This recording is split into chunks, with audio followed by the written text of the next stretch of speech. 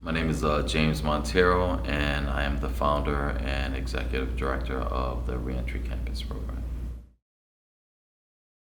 It's a program that helps currently and formerly incarcerated people finish the post-secondary education they started behind prison walls once they release, with a heavy focus on prior learning assessment.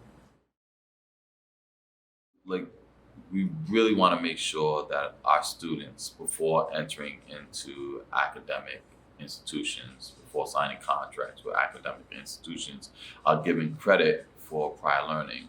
Most of our students are adults. They're not teenagers coming straight out of high school. They come to these settings with an enormous amount of lived experience. And how do we get them credit for this lived experience in the same way that individuals get credit for lived experience outside of prison settings, such as for work, such as for learning that has happened outside. So that's what we try to do for people inside prison. They also have lived experience that should be evaluated and assessed for. I'm formerly incarcerated. I know what it's like to not have opportunities and choices because of lack of education or certification. And I got my education and went back to school. And now I know what it's like to have choices. I know what it's like to be able to participate in society. And I think once you know that, it's only right for you to want that for somebody else, especially people you know. It comes with an enormous amount of accountability and responsibility in ways that I think other organizations could probably get away with more than what we are not allowed to get away with. I'm the CEO, I am the fundraiser, I'm the recruiter, I play every role sometimes in this organization, whereas though I can't tell you how much my mind is pulled from, I have to switch gears like that. And I don't have a choice. Other organizations have people, like you have a program manager, you have a COO. I have to be all of these things, and I have to do more with less resources. I have to really be on my P's and Q's. And I think the accountability is more so not only to the funder, but more so to the population. I think in a lot of ways we are held to a higher standard than other organizations are.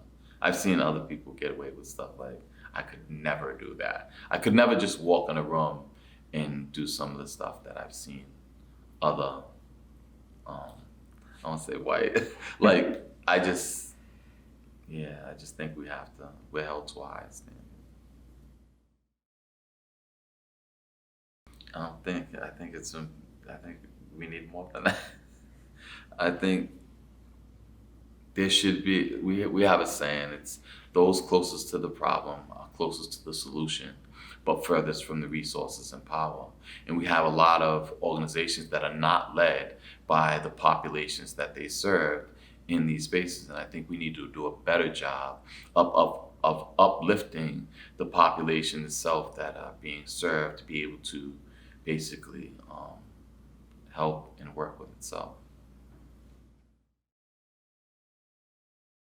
They have an enormous amount of responsibility.